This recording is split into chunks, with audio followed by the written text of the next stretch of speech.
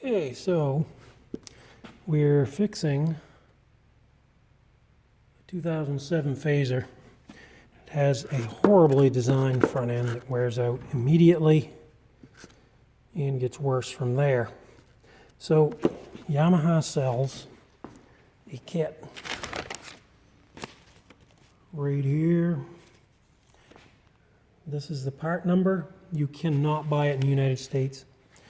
You have to buy it in Canada. Have some friend bring it over, smuggle it, I don't know, put it in a bottle of maple syrup, maybe a toque. And it comes with this piece here, which they show just setting into it. And people do this and it loosens up. So this collar is steel that they give you to carry this bearing. And this crank arm is steel, so I horribly welded it together. I did not get all the galvanizing removed from that. I would recommend cleaning it off better. When you use this, you use the original bushing in here. This is the culprit that loosens up. It originally goes in a couple of these collars, or a couple of these spacers.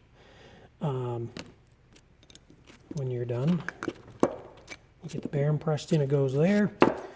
Then they want you to bolt the lower drag link here, and this would press into the aluminum part of the drag link. So what I did, I took one of these spacers, just take a block of wood.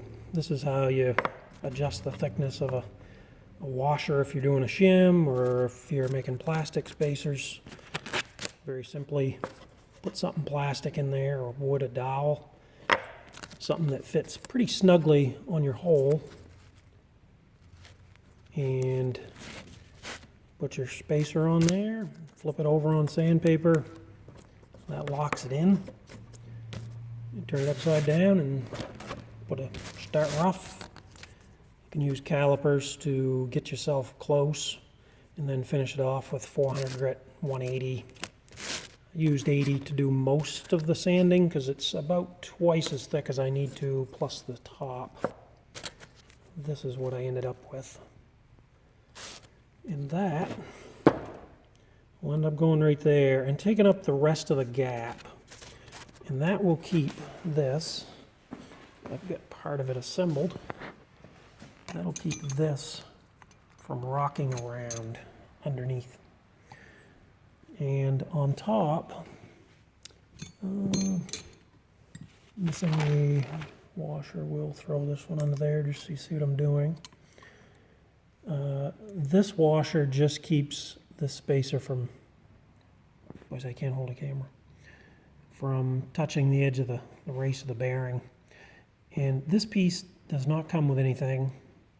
I made this piece to tie the tops of these together, so you're not relying on this aluminum drag link to hold this from tipping. This should lock this together solid and put all the load on the bearing itself. So this should be pretty bulletproof that way. The rest of it I am just shimming up. There's quite a bit of slop in this upper one. Of course, it's a bearing there, and the crank arm pushes down with a tie rod, and the tie rods are pushing up. So this whole thing wants to move up and down. And when I took it apart, it probably had 1/8 of an inch slop up and down. So I'm going to sand enough washers to make this perfectly snug, not tight, but perfectly snug before I assemble it. And those two things should take care of a lot of play. Now the other thing I've got is, I'll find one I've packed. I think this one's packed. So I can't remember if I found this on TY or someone else, but these are four-wheeler tie rod ends. They have the same taper.